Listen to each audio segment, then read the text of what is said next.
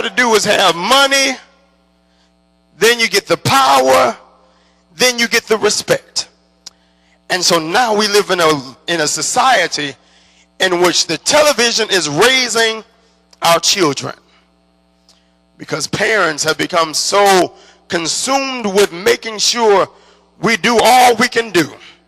I understand you are working 2 and 3 jobs, trying to make ends meet. I understand that you're doing the best you can by yourself.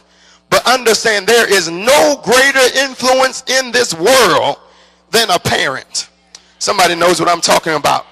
Just think about the way you were raised and how you came out. And listen, you got to understand you weren't raised that bad. Nowadays, everybody's so caught up in, well, I don't want my child to grow up the way I did, as if you turned out so bad. But now we've become friends, partners, instead of parents. But watch this. The author Michael Levine says, having a baby is no more being a parent than having a piano makes you a pianist. Just because you have it doesn't mean you automatically become one. It takes work, and it takes you using your power of influence. So it is, we see that society has began taking our young people away. Do I need to remind us as a people that it was during slavery times when the people that oppressed us realized that in order to get us separated, all you had to do first of all was get the man out of the picture and then take away the children. Then you would have control of the entire family. So here we are again, 2008, and we are seeing history repeat itself.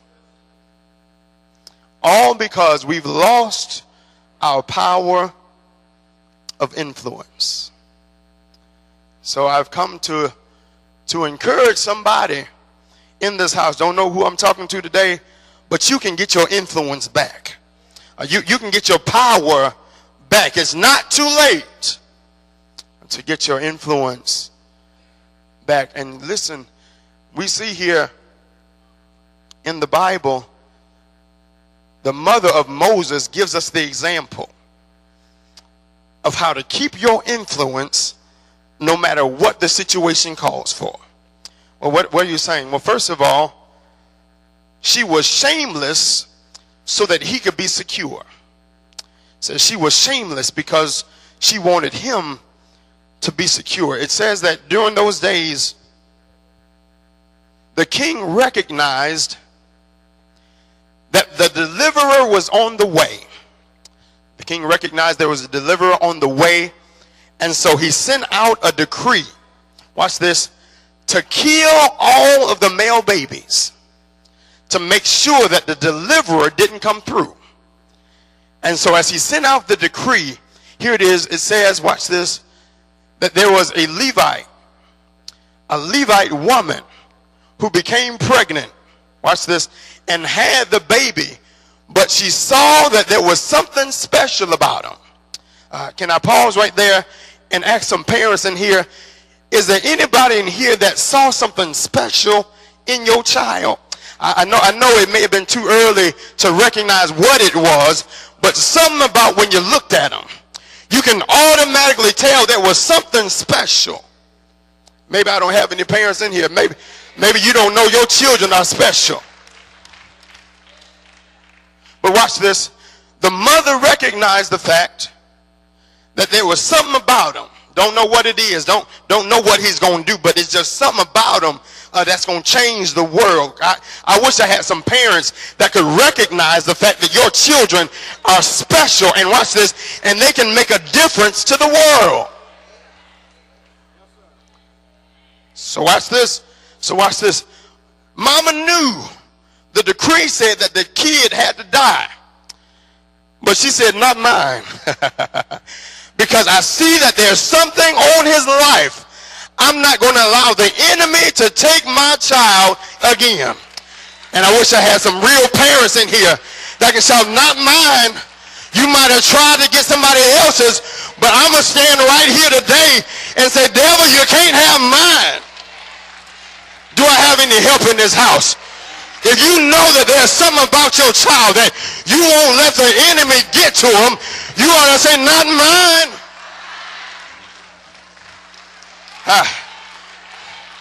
See, this is the problem with us with parents now, is that you can't even recognize the fact that your child is special. You can't even recognize the fact that your child can be somebody. So busy talking about who he act just like, you got to know there's something special. So what he act like his daddy, so what he look like his mama. God made him special.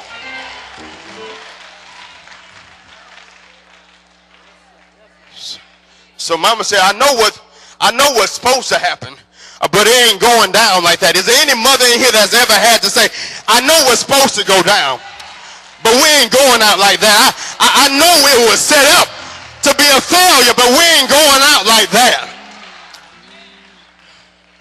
Not this time. We ain't going there this time. So watch this. So the mother, she becomes pregnant. She carries the baby. She delivers the baby. And then watch this. Because there was something special about him, she hid the baby. All right, here it is. She became pregnant. She had the baby. Saw there was something special and hid him. All right, here it is. She conceived. Then she concealed. She conceived, and then she concealed. Well, here it is. When she conceived, she allowed herself to develop the baby.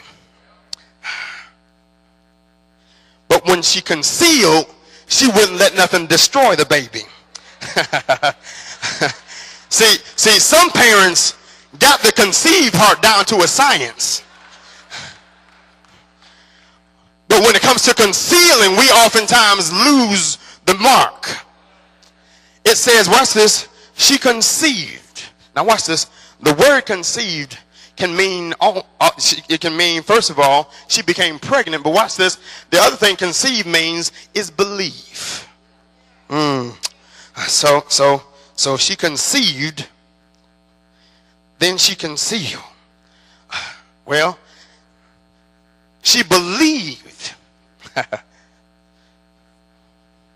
And then she blocked. Because I believe so much in you.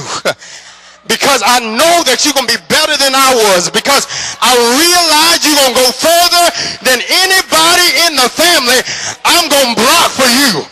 Is there any mother in here, is there any parent in here that's ever had to block for your child? Is there anybody in here that can say, I'm going to hide you so that the enemy